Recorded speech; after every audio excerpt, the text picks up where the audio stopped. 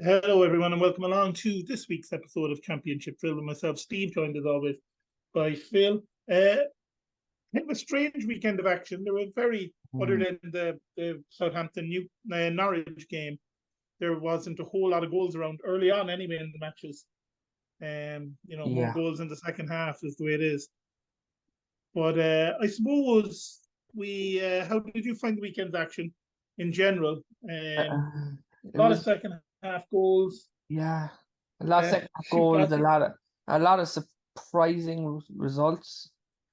There really was. We've had a few surprising results already this season. Yeah.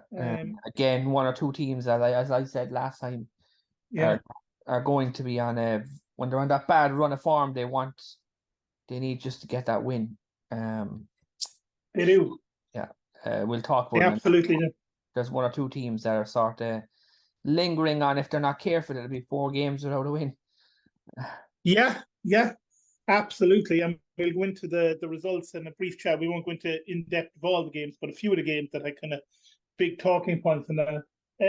One thing I want to flag immediately we can talk about, and there's a couple of bits of transfer news that we'll talk about in a second as well, including kind of one breaking story. But first of all, I was just talking to you there before we came on. There were 2 penalty decisions yesterday. And I know you think it's a matter of time before VAR comes into the Championship. Yeah. Sheffield Wednesday were 1-0 up in their game. Very, very clever free kick. And very quick free kick that they took. Great goal, I thought. They go 1-0 up. They're doing okay. Hull get back into the game. Very soft penalty. The defender jumping with his arm out. Okay, his elbow kind of connects with the forward in the face, but it's like you see it 1,000 times a weekend when players jump for the ball with their arms up. Yeah, you always see you always see that in the middle of the park, and they're never given. So never. And I think VAR overturns that if there's VAR. Then I think 5 minutes into stoppage time in the Norwich Southampton game, I thought it was absolutely was it Walker Peters that went down for the penalty? Yeah, it was. Yeah. I mean, he basically threw himself into the defender. If anything, it should have been a free out. Yeah. And the referee fell for it and gave a penalty. Yeah. There's no way that was a penalty. Yeah, and again, VR would overturn 2 of these. I really think they would have. Yeah. And, it's a strange one, but let's see Armstrong doing well. Any more incidents refereeing-wise that you spotted over the weekend? The Rotherham game. 2 yellow cards. 2 very, very harsh yellow cards. Yeah. One of them was for jumping into the crowd for celebration, which I guess this guy, who scored their first goal? Rotherham. Let me see, as I had it there a second ago. Yeah. But he scored. A Dolphin, wasn't it? Or a Dolphin? Yeah. No, Adima. Oh, he got their second goal. Yeah. He's the guy that got 2-0 up. 2 yellow cards. One for jumping into the crowd. I can't blame the guy because he's probably not scored many goals. And they're going 2-0 against Blackburn, so he kind of just jumped in the crowd and the referee booked him. And then he got booked again for waving a fake yellow. Which was kind of we've seen that a lot, haven't we? And I wonder when will players start to cut it out? Yeah. Because even watching the Liverpool Chelsea game there earlier, which I know is in the Premier League, there must have been 3 yellow cards given for that in that game. Yeah. I agree. I think it's a harsh way to send someone off. Yeah. But if you're a player now, you have to say, I can't be asking for a yellow card because I'm going to get one. Yeah, exactly. It was weird because he was fouled and he got up and just started waving his arm. You just can't do that anymore. It's a very harsh way to be sent off. And it definitely turned that game. We'll talk about that game in a minute. Yeah. As well. What else was I going to say? A bit of transfer news, I suppose. One that's kind of, and we'll talk about Middlesbrough in a minute and the trouble they could be in. But reports coming in that Akpom is about to join Ajax. Yeah. For, I think it's €12 million. Yeah, good. Initially, good 2 million in add-ons. Yeah, it's a good signing. He's going to go to Holland tomorrow, which will be Monday. We're recording this Sunday night. and pending his medical, he's going to sign a 5-year deal at Ajax. 29 goals in 42 games in all competitions last season. How are they going to replace that? I think they're going to really struggle to replace him. I mean, you know, like he said earlier in the season that he thought that he was, looking to stay at the club. He said, but a lot of things weren't in his control. And I don't know, was that Middlesbrough trying to cash in on him? But 14 million euro, which I'm not sure what that comes to, about 11.5 million pounds, maybe. Doesn't seem like an awful lot for a guy who scored nearly 30 goals last season. No, again, it's a tough one because I think Championship level is not, I suppose, obviously not in the thing of the Premier League. But saying that, you can't count out how many goals he did score. No, and when you look at Gustavo Hammer, and I know they said that it's an undisclosed fee, but the undisclosed fee is for about 17 million euro that he's joined Sheffield United. And he's a defensive midfielder. For a forward who's got 30-odd goals to be moving to one of the biggest teams in Europe, and they only get 14 million euro for him. It makes you wonder if Burnley tried to buy him, would it have been 25 million? Probably. And if United or Arsenal or any of the big boys, probably 50 million. Yeah. But there you go. Obviously Ajax were looking for someone. Tadic has left the club. They've lost a few others as well. Can you see him doing well in Tadic? Could be a good bit of business.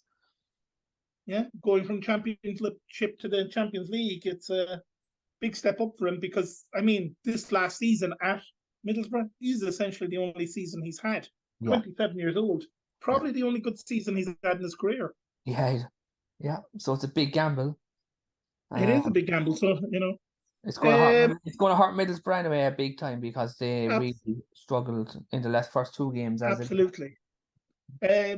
This is one you told me about during the week, was Joe Rodon's left Spurs and he's joined Leeds. Obviously, we know him from a few seasons ago when he was playing very, very well for Swansea. Which got him his move to Tottenham, I suppose. Charlie Patino's gone on loan to Swansea from Arsenal, the 19-year-old who was on loan all last season at Blackpool. So he knows the league well. Nothing else happening yet, but I imagine the money's coming in Championship clubs. We've got better part of 3 weeks still. I think there'll be a lot of stuff done. Middlesbrough got rid of a goalkeeper, Joe Lumley. Which is interesting. Went off to Southampton. But it looks like Southampton. Southampton he's gone to, so that we already had too many keepers, and we've talked about that last week. Way too many. And I know sad news for you was your favourite player has gone to Turkey. Sam Belanga has left Watford and gone to Turkey. And a few transfers with him anymore. Alex Scott to Bournemouth is 23 million. 23 million, and Bournemouth also signed Max Aarons. Good signing, I think. Very good right back. That's another example of if Arsenal tried to buy him, it would have been 25 million. They went for 8, I think. Yeah, weren't Barcelona trying to get him on loan a couple of seasons ago? Yeah. Still only 23 as well. Yeah, I mean, he's such a talented player. Bournemouth's a good club for him to go to as well, I think, at this stage of his career. Jacob Brown has left Stoke on to Luton. We're not quite sure how much that is. I'm sure we could figure it out. That's really it in terms of like there's one more transfer that I don't know if it's listed. Jack Harrison from Leeds. It looks like he's going to Everton because Villa said that he's injured and they don't want to take chances. But it looks like a loan. No, I don't think it's a buy. Absolutely. So Leeds about to losing another one of their star players. And it didn't absolutely look too good yesterday. Alex Scott, I suppose, is one to kind of think about. Like I said, very young. Only 19. He's up in the Premier League. He started in the 8th year of English football not that long ago. I think he's playing for Guernsey. before he went to Bristol City. Really, really climbing up through those youth ranks very, very quickly. It's a big leap. We'll see how he can do. Yeah. He's been with England under youth levels, so yeah, he's definitely got potential to be pretty good. Yeah, absolutely. We'll see where he goes. It's one of these things too that I see people talking about is the amount of stoppage time. I know we talked about it last week because they're adding on everything for time wasting. Yeah, a bit ridiculous yesterday. It got a bit crazy, didn't it? I mean, we talked about Southampton Norwich. We'll go more into that game in a minute, but yeah, it was starting to get 11 minutes here, 14 minutes there, 12 minutes there. For a game that was 4-4, the Norwich Southampton game only had 7 minutes of stoppage time. I think added on at the end. Yeah. But is it kind of denying people? And I know some people will agree with it. Some people won't agree with it. But is it kind of denying people one of the most fun parts of football in some ways, which is the kind of dark arts of time wasting? Yeah. The goalkeeper falling on the ball, like winding up the opposition. Yeah, no, 100%. It's going to get to a point now where there is going to be so many late goals. I know they're going for the drama, but I just don't think it really works. Yeah, it's going to be an interesting one, like we said, to see if they keep it up for the season. Yeah. And again, are they going to send someone off? It's the Championship, obviously they are, with the waving of a yellow card. Yeah. But let's say it's the big Premier League televised game. Let's say Man City are playing Liverpool or something like that. Yeah. And Van Dijk has been booked in the first half for a tackle, and a minute into the second half he waves his hand for a yellow card. Is the ref going to send him off? Yeah. I'd like to see the consistency, as we were saying, for the whole season. Yeah, but we know, like in October, that we're back to normal. Yeah, and experience tells me that's usually what happens. Yeah. Referees do it for a while and then kind of give up on it. Yeah. But I think the added time is kind of here to stay, sadly. But we'll see about the waving of the yellow cards and that. Will we go into the games themselves, I suppose? Yeah. Will we start with that cracker, the 4-4 draw? Yeah. Well, it was a cracking half an hour anyway. Yeah. For sure. I'm not sure they're going to be that happy, both teams, with some of the defending for the goals. I only caught the highlights, but I was thinking 8 goals. I'm going to be laughing at some of these. I had a feeling. Yeah, I mean, obviously 2 penalties for Southampton. Yeah. The first one I thought was a penalty. We've already talked about the second one. I really don't think it was. No. I think Kyle Walker-Peters just threw himself into the defender, trying to win a penalty, and he did win a penalty. Now Southampton were very, very good.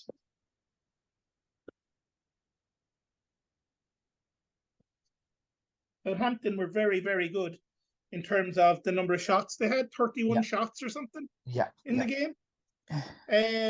And I thought they were decent the first week as well. They're looking good. Adam Armstrong, though, he's had 2 seasons with them in the Premier League, and he scored a combined 4 goals. Yeah. In 50-odd Premier League appearances. Now a lot of them are off the bench in the Premier League, but not all of them. He's played 2 games in Championship and has 3 goals again. Yeah, that's the thing. He was that good at Blackburn as well. Yeah, I think was it something like 26 or 29 goals his last season with Blackburn? Yeah, sure. He almost went to Newcastle. He was that good. Yeah, which he would have loved, because he started there and he is a Newcastle lad. But you look at Southampton's squad and you think they need something else in there, really. Ward-Prowse obviously is going to be a big loss to them. Lavia, we don't know what's going to happen there. But it's Shea Adams, we know, can score goals in that. He could leave as well. Decent start, but you worry about them still at the back. I mean, some of the goals they conceded were a little silly. Sargent wasn't great. Defending was Sargent, a header at the back post. I thought Rowe's goal, the one they gave away in stoppage time, the end of the first half. Shocking defending, really poor. Yeah, I thought that was pretty poor. It really was a strange game. Norwich, on the other hand, I think they're going to be. it's an interesting one, really, for Norwich, isn't it? That game, Yeah. they had plenty of chances of their own. It's just, I don't know. I just think there's something missing because Pookie left, obviously. Yeah, but they scored goals last week. They scored goals this week. Yeah, defensively they're not great. No, I mean, I still I still think it was a very soft penalty. Wagner says those kind of things happen. Like, he wasn't saying it was a soft penalty by any means, but away from home, Yeah. under pressure. You shouldn't give the ref a chance to give the penalty in the first place. No, absolutely not. But Yeah. it's he was looking for it and he did get it, Yeah. and it was tucked away cleanly, which was well taken. Again, with Ward-Prowse now no longer there, it's going to be up to Adams to take those penalties and probably some of those free kicks and that as well. Yeah, I mean, if you're Norwich, you're probably disappointed because you give away a penalty so deep into stoppage time. Yeah. But when you're under that much pressure, I mean, Southampton at 70% of the ball, Yeah, 31 shots. 31 shots. I think you take a draw away from home when you're up against that. Yeah. Like, if someone tells you going into a game, you're going to have 31 shots against you and you're only going to have 30% of the ball, you probably think, well, I'm going to be battered here. Yeah. So I think they'll be happy enough. Took their chances. Again, we say it's a league where if you take your chances, you have a chance. Yeah, exactly. Ashley Barnes, I thought was very good for them yesterday, from what I saw. Great signing, yeah. He had a goal disallowed. Rightly so, he was. I think there was an offside in it. And it was offside. I rewatched it. Yeah, I think he was just off. Yeah, it was offside. I'm not so sure about the haircut, but there's a few of them like that. Yeah. If he haircuts is the championship, should be somebody should set that up on Twitter. But overall, how do you find Southampton back in championship? They'll be pleased enough with their first week's work, won't they?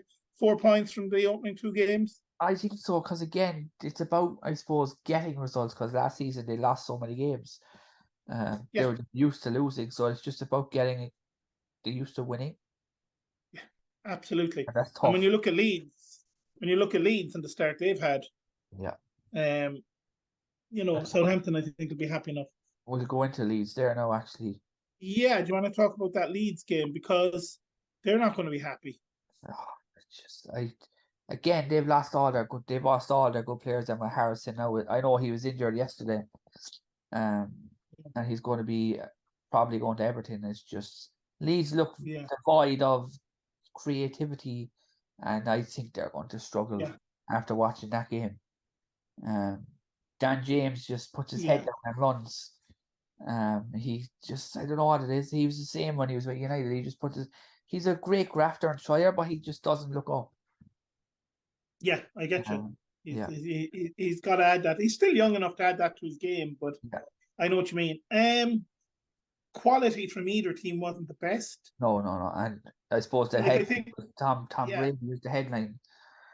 Yeah, Tom Brady was there. I have to say, really, really nice tribute to Trevor Francis as well before the game. Yeah. I just thought that was really, really nice. And with Tom Brady there, the whole Trevor Francis thing, I suppose some ways it's written in the stars that Birmingham were going to get the win yesterday. Yeah. It was scrappy though. It was just very, very scrappy game. Very, very scrappy. And I mean, you're talking again about a stoppage time penalty. Yeah, exactly. And also as well, they were lucky. I think Dan James again. I think this one was a penalty, but again, it could have been avoided so easily. Yeah, it really was. Like we say, another stoppage time one. I think if you can look it up, and it's probably on YouTube.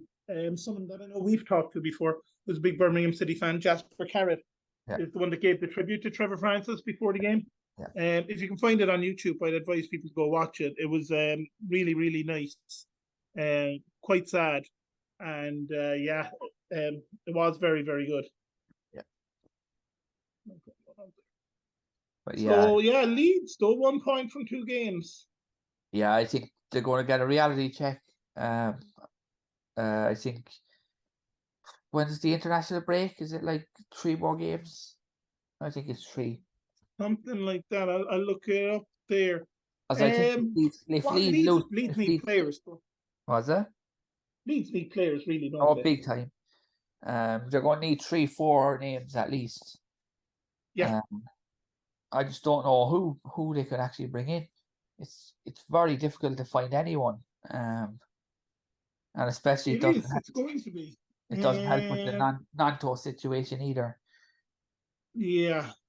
And the 9th of September, I think, is there'll be no games that weekend. There's 3 or 4 games left. There's 3 or 4. Yeah. If they lose 2 of them, Leeds are in big trouble. Yeah. They need to win 3 out of 4. They really are. They need to win 3 out of 4 of those.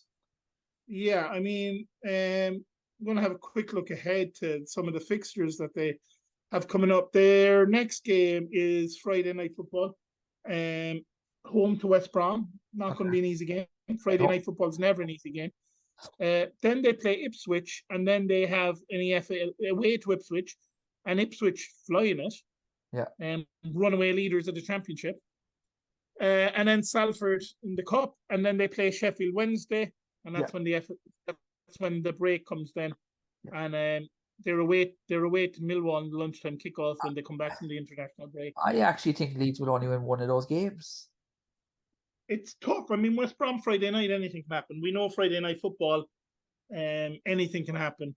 I thought West Brom looked decent yesterday. If again they weren't given a helping hand. Ipswich away, not going to be easy. The form Ipswich have started the season in. Yeah. And then you're playing Sheffield Wednesday, who by then might have figured out the league a little bit better. Like you said, I think Leeds could be in a bit of trouble. And by that I don't mean I think they're going to get relegated. It's more of a reality check. Yeah, and by that I don't mean I think Leeds are going to be relegated. Yeah. I mean I think that they're going to struggle to finishing the top 2. Which means, if they go on a good enough run, they can still make the playoffs, obviously.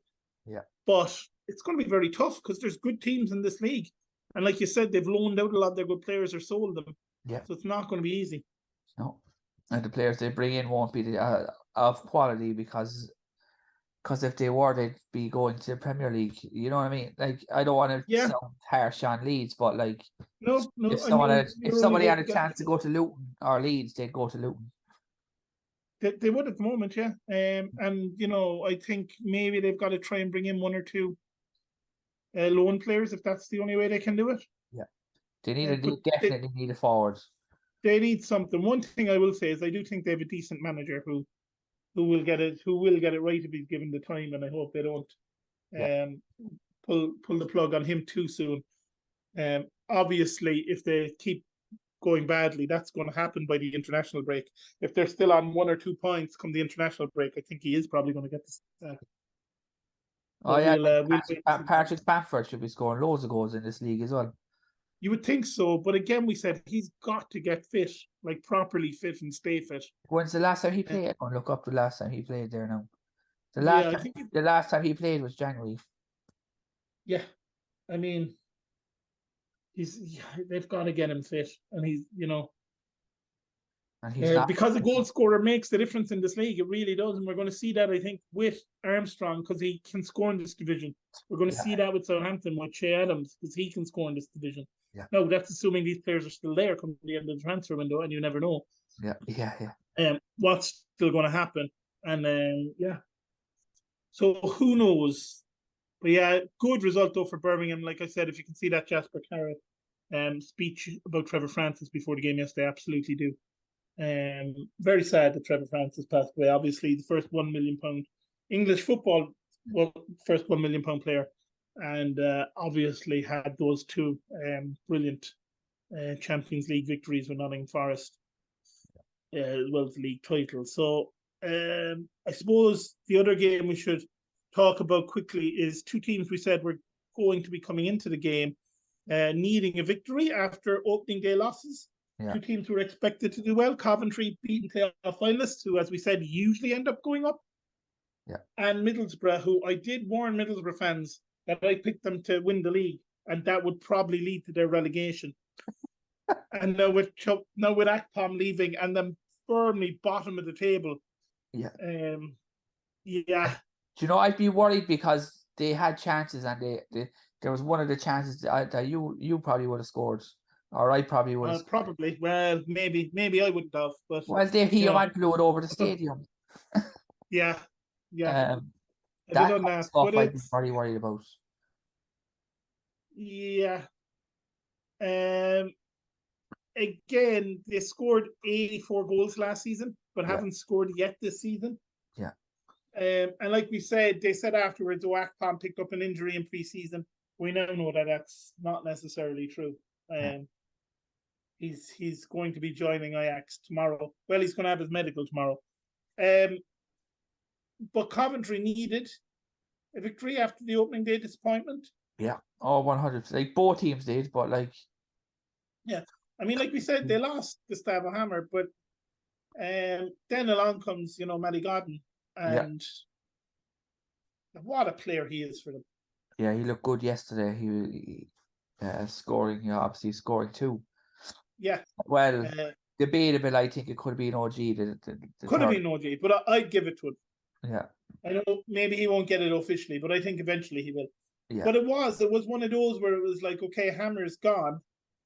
I'm going to, show the fans that, like, so what? I can, and it was like he was like a man possessed. Yesterday was just like he was not going to let Coventry not win that game. Yeah. Yeah. He was just so determined to do it. Middlesbrough looked like devoid of ideas. They just so weak. Yeah, and I mean, I know Carrick was talking about goals win games, which, cliche, and they do. But like you said, they created some great chances yesterday and just didn't take them. Yeah, oh, they sky high a few of them, like. Yeah, and you have to worry because they don't have Akpom now, and he is going to be a big loss for them. Their next game's Huddersfield and Middlesbrough at home. So relegation battle already. But you have to, it's who can they get in? Now, the one thing they might have on their side is Michael Carrick and his connections to West Ham, his connections to Man United. Maybe there's a youngster at one of those clubs he brings in on loan. Yeah, that can help them. Very well be. But we'll wait and see. I think it's too soon to write off Middlesbrough yet. I mean, when you think about where they were when Carrick took them over last season, I don't think they plan to get rid of Carrick just yet, anyway. Yeah. Huddersfield, another team, like you're saying, they're playing Middlesbrough next. Really worry for Huddersfield. Yeah, they had one of the worst games of the weekend yesterday. Yeah. I was I mean, they lost 1-0 to Leicester, which isn't bad, but it should have been about 8 or 9. Yeah, if not more. Yeah. 17 shots. What would worry me the most about that performance? Okay, you're playing Leicester, so maybe can't be too harsh on them. Yeah. But like Neil Warnock, great manager, we know he is. But what would worry me as a Huddersfield fan yesterday was they tried. It wasn't a team that weren't trying. Like they were playing to the best of their ability and still lost. Yeah. And that's worrying. Yeah. Especially at home. And I know you're playing against a team in Leicester who dominated the ball, dominated the shots. But I just thought, I don't think Huddersfield can play better than that. Yeah, exactly. And they still lost. Yeah, and they didn't look like scoring in the check. No, and to be fair, Leicester didn't really look like scoring for a long time. No. I mean, the stats will tell you there was loads of shots in this game, but they were not of high quality. Yeah, exactly. It wasn't good. It was like even just watching the highlights, it wasn't good. Yeah. A lot of long shots. From what I see. Yeah, and I mean Leicester working on a lot of set plays and things like that as well, it would seem. That they have been. It's a good start though for Leicester. We talked about how Southampton will be happy with their start back down into the Championship. Leicester couldn't be happier, I suppose. There's only 2 teams that won 2 games. Yeah. Them and the runaway leaders Ipswich. Yeah, new manager. Obviously, usually that takes time, but he seems to have really got him going. Yeah. And the new man getting a goal as well. Yeah. Came in from Montpellier. So that's good as well because, it's good to get off the mark, I suppose, for the new team as much as you can. What other games kind of stood out to you yesterday? Was there? I suppose QPR beating Cardiff. Yeah, QPR beating Cardiff. I was That shocked. was one of the shocks, wasn't it? Yeah, big time. I was shocked to see him go 2-0 up. Yeah. To be fair, there was a chance just before they did score the second one. Yeah. And Ramsey hit the crossbar. Yeah. If that went in, I don't know. It could be a different game. Yeah. But Absolutely a different QPR, game. again, they're like QPR. That's the best of their abilities. Again, yesterday, as you were saying. Yeah. But they got very, very interesting though. I thought Gary Ainsworth after the match in some of his quotes. He was talking about how last week was his fault. He was saying it was his system, his way of playing. He set the boys up and it didn't give him the best chance of succeeding. But he says it was a big week for him. Yeah. Working on things on the training ground. And something seemed to click for them yesterday. Yeah. Steve Cook, I think, coming in was big for them. Yeah. He's huge, yeah. Sinclair Armstrong, who was brilliant yesterday, scored the first set-up goal. And for those listening in Ireland, he is an Irish international, Sinclair Armstrong. Yeah. He is a big man. Yeah. Oh, he really is. He's not quite as big as his buddy at Wickham. No, he's not. But he was brilliant yesterday. Scored one, set one up. Yeah. And Ainsworth said they've been working really, really hard with him. Yeah. He looks a threat, like. He really looks a player. And obviously he's going to be for Ireland, very tough to break in. Like Ireland's problem is really the midfielders, more than anything else, you would say. Because you look at the forwards Ireland could have, and some of them obviously playing Championship, like Sinclair, like Adam Ida, like Conley, Aaron Conley, who scored yesterday, yeah. despite the awful haircut he has. That's got to go. That ridiculously bleached blonde hair that Aaron Conley now has. Yeah. He's got to shave that off anyway. And then you've got the likes of, Ogbene, who can play out wide. You've got Evan Ferguson at Brighton. Yeah. I mean, there's a lot of good attacking players that Ireland have. So it's kind of an exciting time for Ireland. And the better Sinclair can do for QPR, all the better for Ireland. Yeah, but exactly. Cardiff, after an opening day kind of draw and the trouble they were in last season, yeah, it's a weird one, isn't it? Yeah. I didn't see that result coming yesterday at all. No, because I think Cardiff are a better team this year than they were last year. Yeah. I think they've brought in good players. I think O'Dowda is a player that, again, he's got to have a good season for them. Yeah, and obviously Ramsey, who I mentioned earlier. Yeah. Yeah, it's very weird because, again, they made a few mistakes and they've got to start cutting them out because that's what cost them last season. They made too many kind of individual errors. Yeah. But it's a hard one. Like the manager was even talking about it after the game. If you're a player who's been at Cardiff for a few years now, you've had two very bad seasons back to back. Yeah. And he's got to somehow turn that mentality around that club and get those players to kind of believe in themselves and that it's not going to be another battle to stay up this season. It's, I don't know. I think Cardiff will be okay. Yeah. But I worry about the goals they gave away yesterday. But, I don't know. I suppose with QPR, it's going to be a wait and see. Has, Ainsworth finally found some way of setting them up? It's hard to know, exactly. I suppose the next few weeks will tell that. Yeah. I hope so, because I like QPR as a club. I think they're, and I like Gareth Ainsworth as well. And obviously, if we want Sinclair Armstrong to do well. Do I hope Ipswich there now on Saturday next week? Yes, we'll see. Can they end Ipswich's run? Which we might as well talk about Ipswich while we're there. Yeah. Off the mark last week, doing very, very well. And Stoke, who were brilliant on the opening day, and they go and they beat Stoke 2-0. Yeah, well, I watched the highlights and Stoke just gave them nothing. They gave them nothing. I mean, they dominated the chances. Yeah. They had so many chances. They deserve to win. Yeah. Even and afterwards, again, it's one of those. Was that? It's one of those where Ipswich last season, the reason they did so well, they came up, is they play this beautiful attacking football where they're like brave on the ball. They're not afraid to take people on. They're not afraid to create chances and whatever. And you come up a division, and sometimes when you come up, you automatically default to, oh, this is going to be tough. We're going to have to change how we play and be a bit more defensive. But they're not doing that, and it's working for them. Now, will it continue to work for them? Hard to know. Like you said, QPR away next. But it's, I suppose disappointment for Stoke because they got off to such a good start. And they're probably thinking... They lost midweek as well. Yeah, and they're thinking going away to newly promoted Ipswich, we could get a really good start to the season here. But the wheels have come off there. But how impressed have you been with Ipswich? No, they've been very good. Like I was kind of expecting them to be sort of like mid-table. Like I was thinking they might be the Sunderland of last season.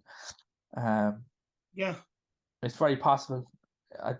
It's hard to know where they're actually going to finish, but they definitely. I don't think they're going to go down. I think they have every chance of staying up.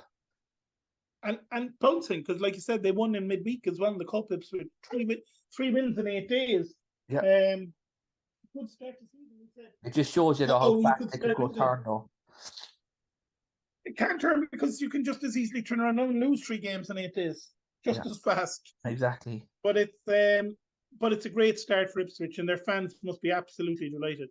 How good would it be? I mean, it's a long way off, 44 games left in the season. But how good would it be to see? I know Luton are back up there for the first time since '92. How good would it be to see Ipswich back in the Premier League? I know, it was brilliant.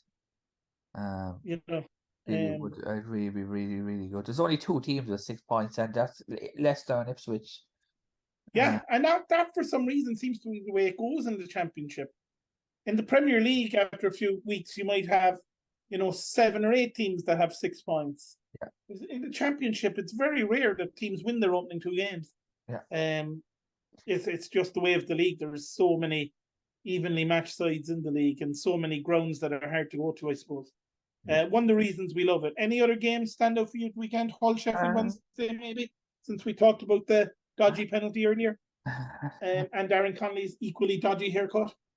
Yeah, like I thought again, the penalty obviously changed it.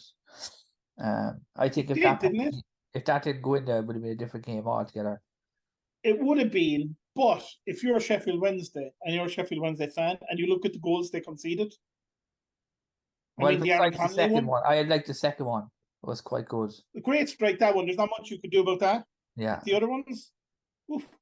I mean, the goal that gave Aaron Conley his one. Yeah, that you wouldn't see he that. Might as well have just put on a Hull jersey because he split his own defence open. You wouldn't see that in the Sunday leagues. Like, do you know what I mean? It was absolutely horrific. I still don't know why he did that. I honestly have no idea what he was attempting to do, because he literally just passed it to Aaron Conley. Yeah, exactly. Did he have money on him to score a goal? I don't know. Hopefully not. But in terms of Hull, we said Hull have signed really well. And Ozan Tufan got a hat-trick. Yeah. He scored on the opening day as well last season, so he didn't really take off as much as he should have last season, but who knows? This season he might. 28-year-olds. I mean, what a goal though! The second one, like you said, one of the goals. Unbelievable. Like his first goal though was, again, second goal, the penalty, which was dodgy. It was just awful. Now, that said, I don't think Hull are going to be really happy with the goals they conceded. A quick free kick. Yeah, the second goal, they were just asleep to. And it's, I suppose Hull, their aim this season is going to be survival first and foremost. Yeah, exactly. I think they've signed well, and I think they're good enough to stay up, but that has to be the aim this season again for Hull. And then next season you look to push on probably. But, I think they can do it. Obviously, it's, 1 win, 1 defeat. But, I think Hull will be okay this season. Hopefully they will be anyway. Yeah. Because I think with the likes of Liam Delap and Aaron Conley, there's some Irish connections there, obviously.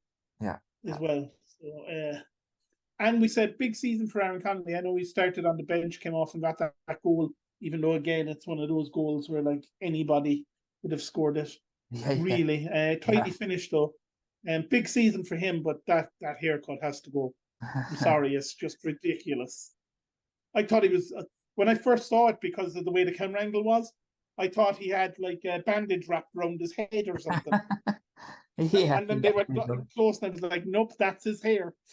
yeah, it did look like it, all right. And it looks ridiculous. And somebody needs to. I'm sure the whole city lads are giving him a very hard time about it, and rightly so, because it was awful. Yeah. Any other games you want to tackle? Preston will win Uh, 1. not so much tackle, but I'm very surprised with Watford. Yeah, Watford. And how about the start for Plymouth? 4 points from 2 games. Yeah, again, but it's Watford's own doing. They should have won this 4-5-0. Yeah, manager out. I know, yeah. No, it was just they had so many chances, you just couldn't score. Yeah, they really did. They really did. In front of their own home fans, they really, really should have. I would have thought now this would have been a banker home win for those accumulators, but no. No, Plymouth messed it all up. Yeah. I suppose we should talk about your dad's side, West Brom. Funnily enough, I was watching a lot of this game, but I was watching it on the Swansea City home commentary. So it was like totally Swansea biased. Yeah, that's what I watched it on as well. But to the first goal, I think they were It's saying actually one of the about funniest 7 goals I've headers. ever seen. There were so many headers. It's like a triple OG. It was unbelievable. There were so many headers for that West Brom goal, and they won every single one of them. Yeah. So you've got the ins at West Brom with your dad. How does he think they're going to do this season? Obviously, he was the season. Good win here, though. I think. Yeah, I think 5 more minutes it would have been 3-3 though. Yeah, I mean Swansea missed some great chances, didn't they? Yeah, oh, unbelievable chances. I honestly thought it probably deserved to draw. To be honest, Yeah, West Brom didn't do much, and their goals weren't particularly brilliant. yeah. Well, obviously the OG. And it was one of those where I suppose it's one of those where, and we see it a lot. A team goes 3-0 up, and they think this is over, and they stop playing. Yeah. And suddenly it's 3-1, and you can't switch on again, and then it's 3-2, and you're like, uh-oh. Yeah. Yeah. And then there's 10 minutes to go, and it's still kind of like 10 minutes to go, and 23,000 minutes injury time to come as well. That's going to be the problem now when you're conceding 80-minute goals or 85-minute goals. You're going to be thinking there's still 15 minutes left here. Yeah, exactly. Yeah. But yeah, like you said, the own goal was quality, and then he didn't have a good day, really, did he? No. But again, to be fair, West Brom sold or they loaned them off Grant. They probably shouldn't have got rid of him because they don't have the forwards. No, and it's a strange one, a real strange game, because like you said, it's one of those where West Brom are absolutely in control, but suddenly a team scores and you get edgy. Patino going to Swansea. I've seen him come up through the system with Arsenal now. He was good for Blackpool last season. Yeah. He's a bit stronger this year. I think he'll be a good signing for them. But he's not a guy that's going to score loads of goals for Swansea or anything of the sort. But he can be quite creative in that midfield.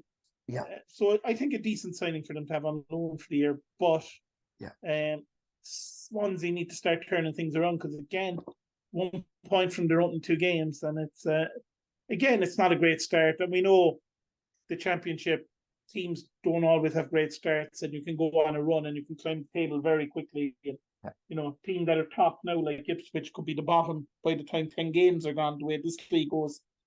Things change very, very fast. But you don't want to be playing too much catch up if your aim is to be pushing for the playoffs, which I assume Swansea are hoping to do. Exactly. Speaking of playoffs and stuff, Preston. Yeah, I mean, there's something different about Preston this year. Yeah. And we said Will Keane needs to have a good season for his own career. Yeah. Off to a decent start. Yeah. Battling point last week for them, and a good win this week. Yeah. But Sunderland, as I said that at the start, I just think they're in trouble. You did call that Sunderland would have a much harder second season. Yeah. They are struggling, and it is hard to, like we said again, it's you're trying to play catch up, and I know Sunderland might be hoping to push for the playoffs, but like 2 games are gone and you're already 4 points outside the playoffs. I know 4 points is nothing with 44 games still to play, Yeah. but you know you don't want that 4 points becoming 7, becoming 10, becoming 12 too quickly. Yeah. Because then you are going to have to go on one of those runs, and I know they're capable of it. And I know a lot of teams are capable of it, but it's hard. It really is. I mean, you look at Coventry last season, got off to that great start and just stayed there the whole season. Yeah. And you know, that was at the expense probably of a team like Watford, who probably should have made the playoffs last year, or should have gone up through the playoffs last year. Yeah. But yeah, tricky one. I say Tony Mowbray must be raging though. I'd say so. I'd say he is. You talked earlier about Rotherham and their the ridiculous red card. Yeah. Cost them. Yeah. Blackburn coming back to level that one from 2 down. First point of the season for Rotherham. It's going to be a long season for Rotherham, though, isn't it? Yeah, I think they would have lost the game though if the penalty went in that day that he missed. Yeah. I think Blackburn, good win the opening weekend, and now a draw that you could say is a bit fortunate because of the red card. Yeah, Smith. How would you pronounce his name? Smith-Sodick? Yeah. Missed the You've got me on that one. Yeah. Yeah. I have no idea how he pronounces his name. Yeah. If we ever get him on the show, we can ask him. But it's 2 goals in 3 minutes, and like you said, they could have. Well, he missed the penalty as well at the start. I actually think the miss is actually worse than the penalty miss. The rebound. Yeah. It really was. It was a poor miss, and like you said, a strange game because sent off, stupid things to get booked for. Technically, they are both yellow card offences. Yeah. But I mean, sometimes you just wish referees would have a bit of common sense. Yeah, exactly. Especially with the goal, like I can see why they're waving the yellow because they're trying to knock it out of the game altogether. It must be very hard being a Rotherham fan because every week it seems like something goes against you. Yeah. It was great to see them stay up last season, but this season they're going to really struggle, I think. They're going to struggle. You know, I mean, they've got to get players in as well, and it's going to be hard to get players in because I don't think there's a lot of money there. No. But again, you don't want to see them back in League One. They've got to stop being this yo-yo team between League One and the Championship. Yeah, exactly. Anything else catch your eye? Bristol City off to a decent start in the season. Yeah, good goal as well. I like nice finish by James. I like this. Good goal. Match itself was not very good. Yeah, I mean Millwall. This is a 94th minute goal again. More time added on. Yeah, I mean Millwall a great win last week, and now losing at home. Yeah. It's again Millwall fans must be like, here we go again. Yeah, exactly. Before not a lot of quality in the game, but like you said, one piece of quality won it because it wasn't a great game. No, it wasn't. But again, so that's about all the game. Before that game started, there was a massive tribute to the chairman. Yeah. Where he died recently, the Millwall chairman. Yeah. So Millwall were a bit emotional before the game started. So I know it shouldn't play into factoring how they played, but yeah, absolutely. And it was nice, I think, seeing Neil Harris there in that video as well, in that tribute, like you said. Yeah. Neil Harris obviously really, really well loved. Yeah. Yeah. It's a strange one. Like we said, for Bristol City, I suppose a good game for them to win because having lost Scott, who was so highly rated, I suppose, like we said, but they've got good money in for him, and if they can invest that wisely, Bristol City could have a decent season. I think it could surprise some people. I think last year they got rid of some players that they needed to get rid of. Yeah, I think so too. They have the And youngest yeah, squad, do they have I the think youngest average age? I think they do. they are a very young team. Yeah, They really are. I think they do. Yeah. But yeah, And in Nigel Pearson, they have a manager who, knows what he's doing, knows how to win games in this division. yeah, Um, Still another guy with a ridiculous haircut, Nigel Pearson. I think someone once described it as a Turkish barber's haircut, and I couldn't describe it any better than that. But he's one of the characters, really, isn't he? yeah. I've Uh, always liked it. He's brilliant. yeah, Very we always thought. and he's honest, if nothing Yeah, else. yeah, He's exactly. honest. I mean, after the game, he was like, essentially, he realizes they probably didn't deserve to win it. Yeah, Millwall didn't deserve to win it. It deserved to be a draw. It was a classic 0-0 draw. But then you've one moment of magic and you win the game. And he said himself he's been on the other end of that where somebody just does something to win a game. So yeah. Yeah, but like you said, I think that the tribute was very nice, and his family being there and everything. Like you said, I think it was tough for Millwall to get up to for the game after that. Like you said, it was quite emotional, and the game was just awful. It really was. Yeah, it wasn't a good match at all. Yeah. So will we have a quick look ahead to what's coming up next week? We've already briefly spoke about the Friday night game, Leeds and West Brom. It's going to be a good game. I mean, West Brom gets something out of that, and Leeds are really, like you said, up against it. Yeah, this half-12 game is very intriguing. It is a big one. Plymouth against Southampton. Plymouth obviously unbeaten. Southampton unbeaten. Yeah. Start season. It's one of those as well because it's that early kickoff. Plymouth could because be, it's that TV game. I think this is going to be my shock of the weekend. Yeah, it's that lunchtime kickoff on TV. A ground that Southampton probably haven't played at in a long, long time. Yeah, if it was probably a cup game. Yeah.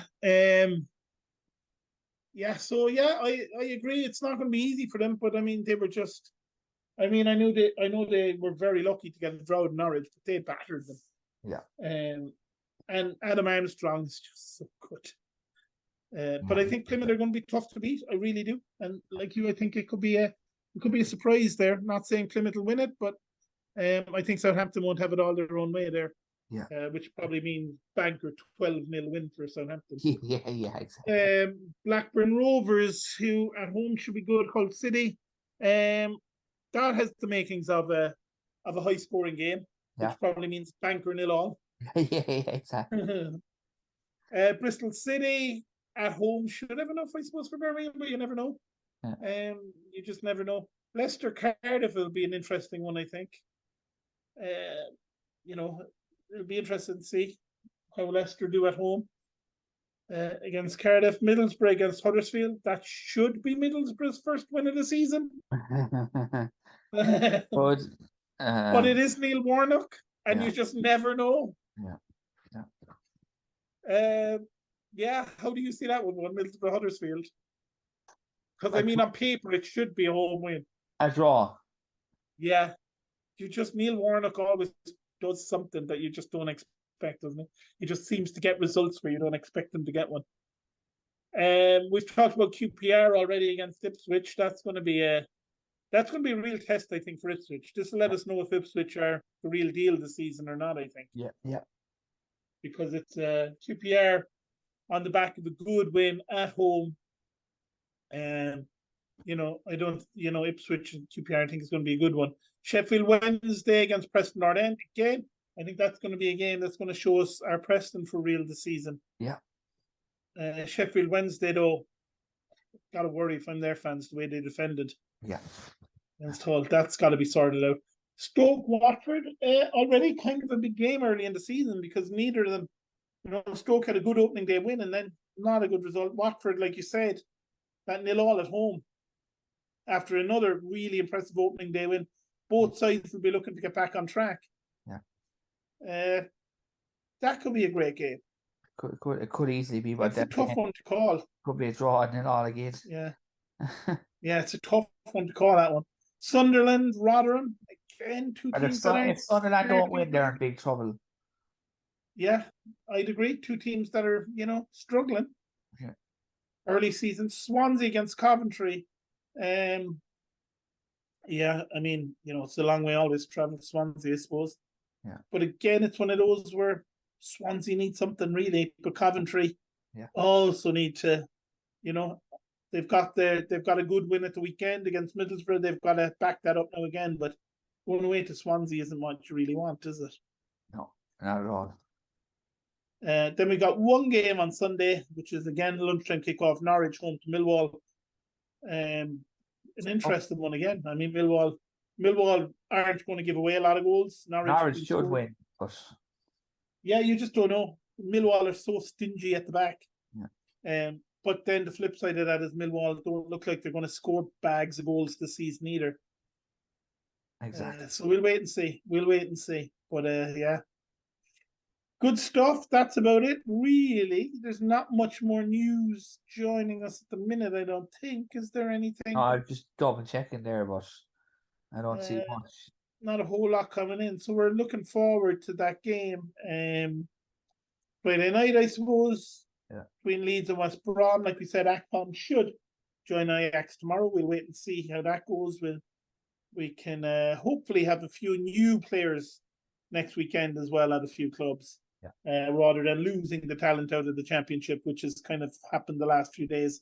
Hopefully we start to see some more players come in the Championship that we can all be excited to watch. Will we leave it there, Phil, and come back again after the games weekend? Yeah, unless there's like a million transfers, we'll come back midweek. We'll come back midweek if there's a lot of news and a lot of transfers, absolutely. And hopefully there will be.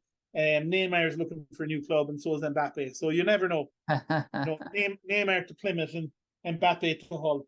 Yeah. That would be great. All right. Thanks everyone for listening as always, and we'll be back with you either midweek if there's a lot of news, and if not, we'll be back after the weekend games.